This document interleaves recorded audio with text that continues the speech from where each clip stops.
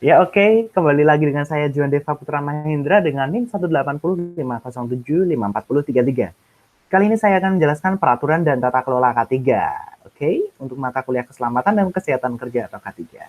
Nah, untuk bab kali ini kita bahas mengenai Undang-Undang Nomor 1 Tahun 1970 dan Undang-Undang Republik Indonesia Nomor 13 Tahun 2003 tentang Ketenagakerjaan, lalu ada PP Nomor 50 Tahun 2012 dan ISO 45001 Tahun 2018. Oke, langsung saja daftar isi yang akan kita bahas yaitu adalah subbab 1 yaitu Undang-Undang Nomor 1 Tahun 1970. Lalu ada subbab 2 dasar-dasar keselamatan dan kesehatan kerja. Lalu ada sistem manajemen K3 dan penutup. Oke, langsung saja kita masuk untuk Undang-Undang Nomor 1 Tahun 1970. Nah, untuk pengertian tempat kerja itu sendiri, tempat kerja merupakan suatu lokasi. Nah, suatu lokasi atau tempat di mana pekerja melakukan kegiatan kerja, baik itu tempat tertutup maupun terbuka. Nah, yang mana tempat itu dilakukan kegiatan usaha atau keperluan suatu usaha. Nah, menurut Undang-Undang Nomor 1 Tahun 1970, tempat kerja itu merupakan tiap ruangan atau lapangan tertutup yang terbuka, bergerak atau tetap di mana tenaga kerja bekerja atau yang sering dimasuki tenaga kerja untuk keperluan suatu usaha dan di mana terdapat sumber-sumber bahaya.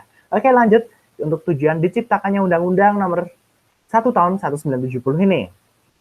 Untuk menjamin keselamatan dan kesehatan pekerja di tempat kerja, nah perlu menjelaskan dan pada Undang-Undang Nomor 1 Tahun 1970 ini bertujuan untuk menjelaskan beberapa istilah-istilah antara lain di tempat kerja, pengurus, pengusaha, direktur, pegawai pengawas, dan ahli keselamatan kerja. Selain itu, ada tujuan lain agar setiap sumber produksi perlu dipakai dan digunakan secara aman dan efisien untuk terlaksananya kegiatan pembinaan tentang keselamatan kerja dan tenaga kerja yang sesuai dengan perkembangan masyarakat, industrialisasi, dan teknologi.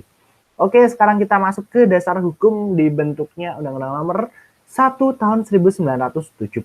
Nah, untuk dasar hukumnya itu sendiri mengacu pada pasal-pasal 5, 20, dan 27 Undang-Undang 1945, lalu ada pasal-pasal 9, 10 Undang-Undang Nomor 14 Tahun 1969, lalu ada kewajiban hiperkes untuk dokter permenaker Nomor 1 Tahun 1976, juga di kewajiban hiperkes untuk tenaga medis permenaker Nomor 1 Tahun 1979, lalu ada pemeriksaan kesehatan kerja permenaker Nomor 02 Tahun 1980, lalu ada kewajiban melapor penyakit permenaker Nomor 1 Tahun 1981, pelayanan kesehatan permenaker Nomor 3 Tahun 1982, lalu ada diagnosis dan pelaporan penyakit ke permenaker Nomor 333 Tahun 1989. Nah, dengan itu undang-undang dibentuk.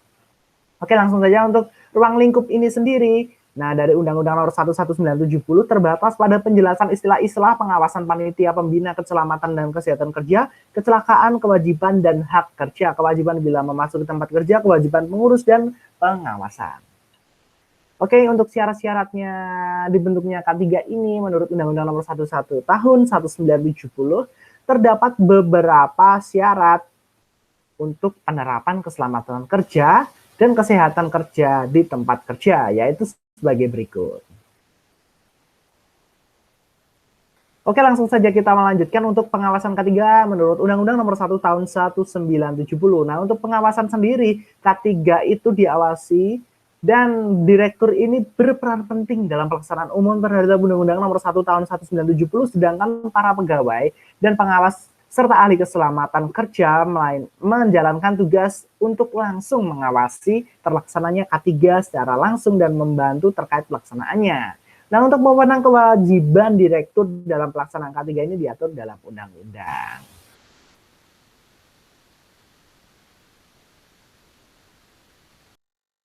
Dan 70. Untuk pembinaannya sendiri dilaksanakan oleh pengurus, di mana pengurus diwajibkan menjelaskan dan menunjukkan melalui pembinaan pada tenaga kerja yang baru dan meliputi sebagai berikut.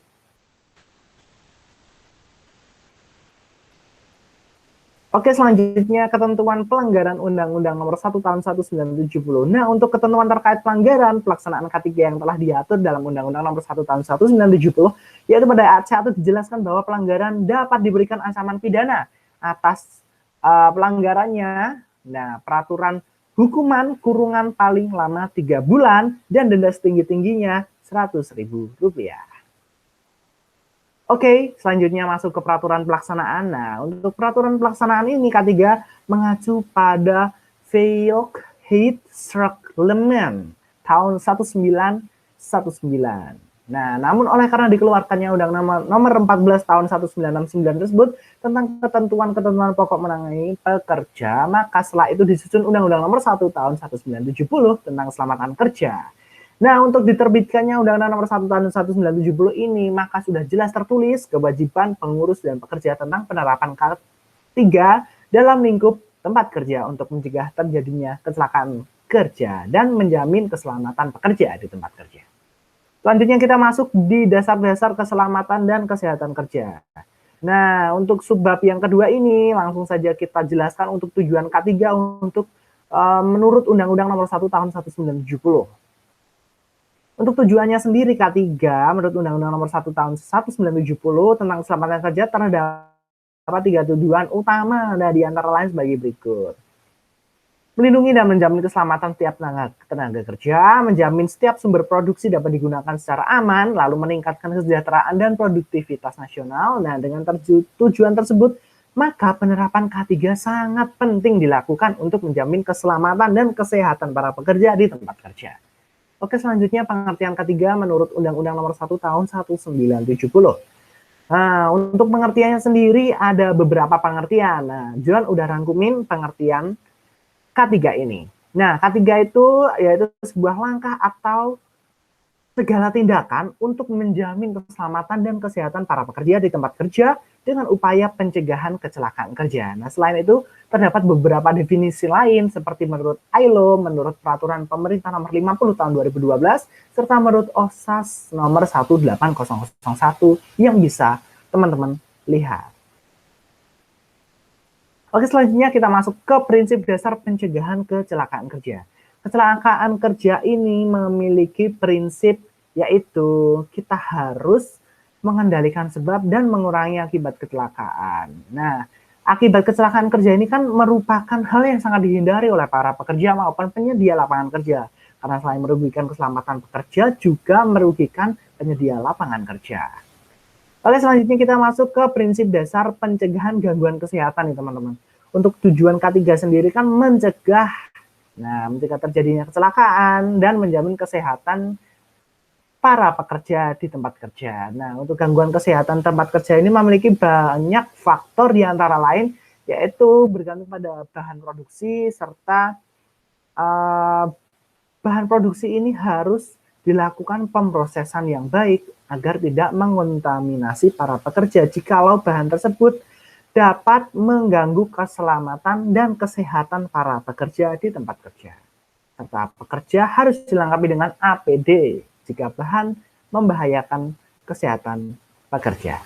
Oke, selanjutnya ada metode pencegahan kecelakaan kerja dan gangguan kesehatan. Nah, untuk metode pencegahan kecelakaan kerja dan gangguan kesehatan ini dalam upaya pencegahan kecelakaan kerja itu dengan penerapan K3 dalam tempat kerja menjadi satu langkah dalam upaya pencegahan kecelakaan kerja dan gangguan kesehatan saat bekerja.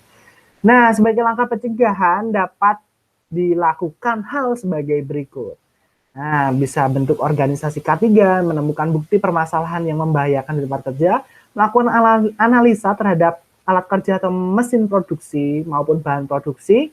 Lalu ada pelatihan K3 yang dilaksanakan semua pekerja melalui ada maintenance yang dilakukan oleh divisi produksi agar keamanannya terjaga. Lalu ada memiliki suatu keamanan untuk menjadi penyegah bahan yang dapat mempengaruhi keselamatan dan kesehatan pekerja dengan menggunakan APD yang sesuai.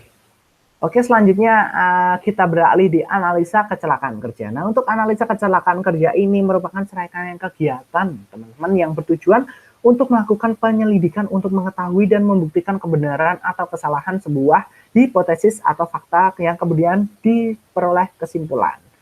Siapa, di mana, mengapa, kapan, yang mana, dan bagaimana kecelakaan kerja tersebut dapat terjadi. Oke, selanjutnya kita bergerak di sistem manajemen K3. Nah, untuk subbab yang ketiga ini adalah Yang pertama, kebijakan K3. Nah, untuk kebijakan K3 menurut ISO 45001 ini menjelaskan sebagai berikut, teman-teman. Kebijakan K3 adalah kebijakan untuk mencegah luka terkait pekerjaan, kesehatan yang buruk untuk menyediakan keselamatan dan kesehatan di tempat kerja. Nah, hal tersebut membuktikan bahwa kebijakan K3 itu sangat perlu diterapkan pada tempat kerja. Nah, dengan dasar hukum yang sudah sesuai dalam peraturan pemerintah nomor 50 tahun 2012 tentang sistem manajemen keselamatan dan kesehatan kerja, lalu ada OSAS 18001 serta ada ISO 45001 yang berbunyi sebagai berikut. Teman-teman bisa lihat. Oke, selanjutnya kita masuk ke perencanaan K3. Nah, untuk perencanaan K3 ini, teman-teman, dalam perencanaan, nah ini mengacu pada PP nomor 50 tahun 2012, pasal 9 bahwa perencanaan dilakukan untuk menghasilkan rencana K3 yang disusun dan ditetapkan oleh pengusaha yang mengacu pada kebijakan K3 menurut undang-undang. Dalam penyusunannya rencana K3 ini perlu memperhatikan hal sebagai berikut. Nah, hasil penelitian awal, identifikasi potensi bahaya, peraturan undang-undang, dan sumber daya yang dimiliki.